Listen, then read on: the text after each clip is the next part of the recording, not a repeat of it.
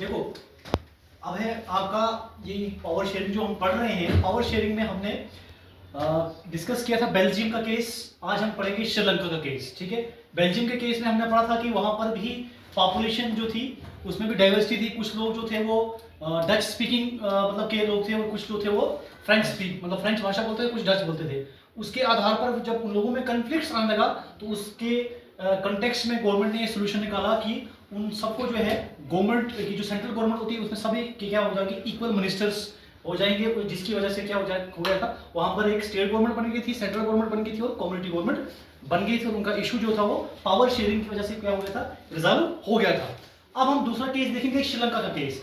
श्रीलंका के केस में अगर हम देखें, सबसे पहले हम देखेंगे श्रीलंका जो है वो कहां पर लाई करता है। सबको जो इसका पता है कि एक श्रीलंका क्या है, एक आइलैंड है। आइलैंड क्या होता है, आइलैंड क्या होता है, जिसके चारों तरफ क्या होता है, पानी होता है, समुद्र में होता है जिसके चारों तरफ पानी होता है। तो an island on the southern coast of the Tamil Nadu.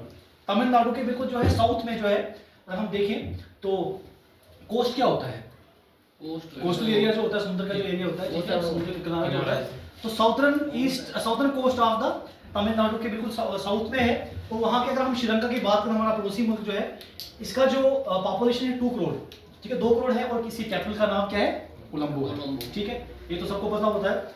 अगर हम यहाँ पर देखते हैं कि कन्फ्लिक्ट्स कहाँ से आता है, कहाँ से जो है हम देखते हैं कि पावर शेयरिंग की जो प्रॉब्लम हमें देखने को मिलती है कि वहाँ की जो पॉपुलेशन थी, एथनिक कंपोजिशन मतलब कि वहाँ पर वहाँ की डेमोग्राफी कैसी है।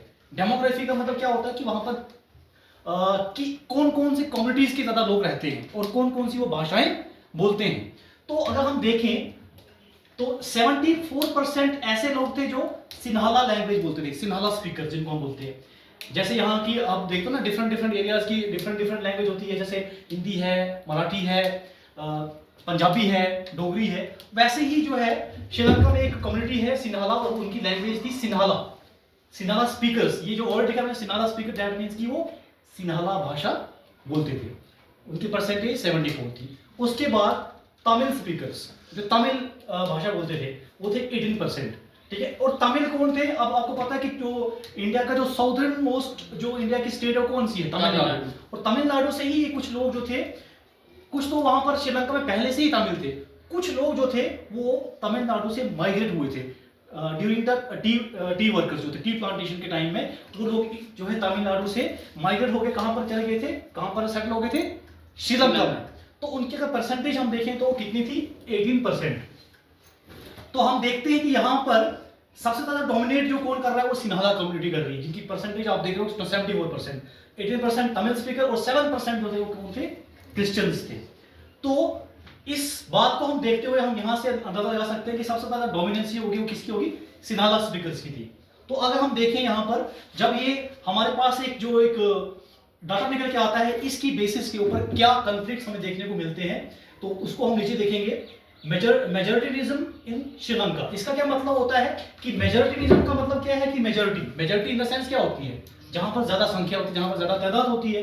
अब इनकी मेजोरिटी ज्यादा थी, दैट मींस कि इसका ये मतलब है कि श्रीलंका में जहां पर ज्यादा मेजोरिटी थी उनको ही ज्यादा जो है फेवर किया गया। तभी मैंने यहां पर वर्ड लिखा है फेवरेटिज्म, कि सिन्हाला को ही ज्यादा फेवरेट माना गया और उनको ही उनकी बेटरमेंट के लिए कार्य होते थे। तो क्या है कि सबसे पहले हम देखें 1956 में एक एक्ट पास किया गया, act pass to recognise Sinhala as the official language.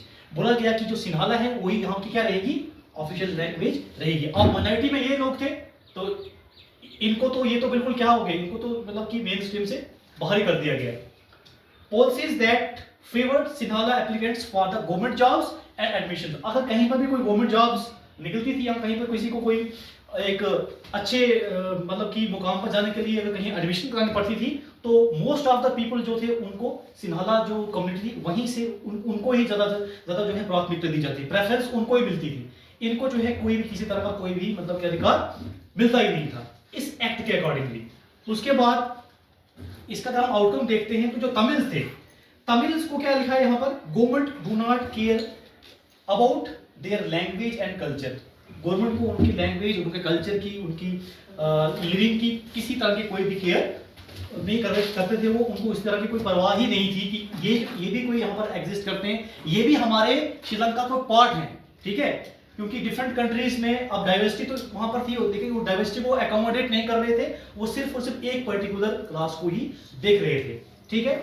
और क्या था, गवर्नमेंट एंड कॉन्स्टिट्यूशन, वहां का जो कानून था और वहां की जो गवर्नमेंट थी, are not protect their fundamental rights, क्योंकि अगर कहीं पर कॉन्फ्लिक्ट्स आते हैं तो हम किसका सहारा लेते हैं, हम भाई फंडामेंटल राइट्स का सहारा लेते हैं। तो उनके फंडामेंटल राइट्स की तरफ भी कोई भी ध्यान नहीं दिया जा रहा था, उनको नेग्लेक्ट कर दिया जा रहा था। उसके बाद ये तमिल लोग थे, इन्होंने डिमांड करना स्टार्ट कर दिया, डिमांड फॉर तमिल। उनकी डिमांड क्या थी, ये डिमांड ये कर रहे थे, Tamil language should be A official language, कि तमिल लैंग्वेज को भी ऑफिशियल लैंग्वेज का दर्जा दिया जाए। जैसे आपको मैं बताता हूँ कि इंडिया में दो लैंग्वेज है, एक इंग्लिश है और एक हिंदी है, दोनों क्या है, ऑफिशियल लैंग्वेज है।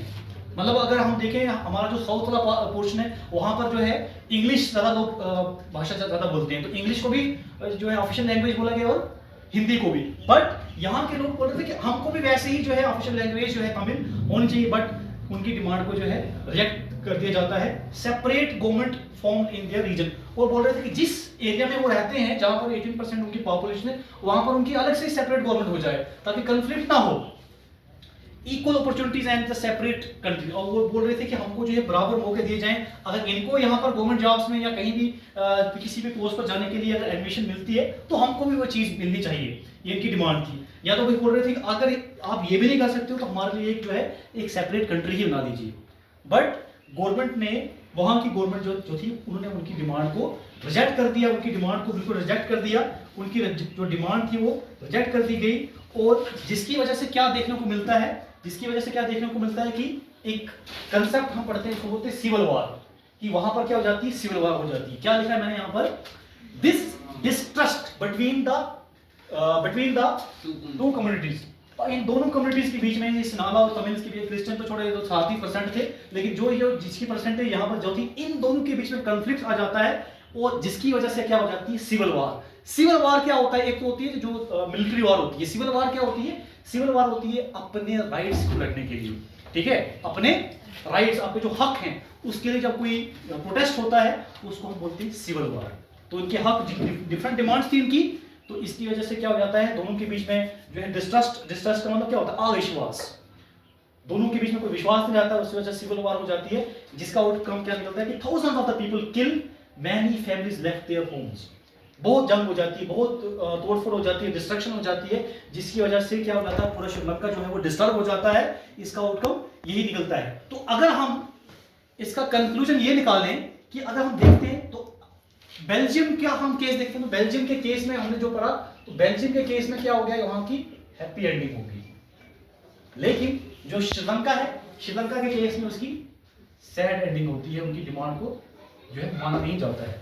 तो इन दोनों के कंटेक्स्ट का अगर हम निचोड़ निकालते हैं तो हमारे लिए ये जरूरी हो जाता है कि पावर शेयरिंग, जो आपको मैंने वहां पर टाइटल लिखा है, ये कितना जरूरी होता है किसी भी देश में। अगर इस तरह की सिचुएशन आ जाती है, तभी हमारा जो आपकी बुक में जो टाइटल दिया हुआ है फर्स्ट चैप्टर पावर शेयरिंग, ये तभी दिया गया है कि पावर शेयरिंग बहुत मस्ट होती है, ठीक है, in order to resolve the different conflicts, ठीक है, आप डिफरेंट डिमांड्स जो होती हैं डिफरेंट कम्युनिटीज की, ताकि देश में जो है स्थिरता बनी रहे, देश में स्टेबिलिटी बनी रहे, और देश जो है एक स्मूथ मैनर में आगे बढ़ सके। इसलिए क्या लिखा मैंने, so there is need for power sharing, ठीक है। इस पावर शेयरिंग को फिर नेक्स्ट क्लास में हम आगे इसको और डिटेल में पढ़ेंगे, ठीक है। ये था आज का, ठीक है।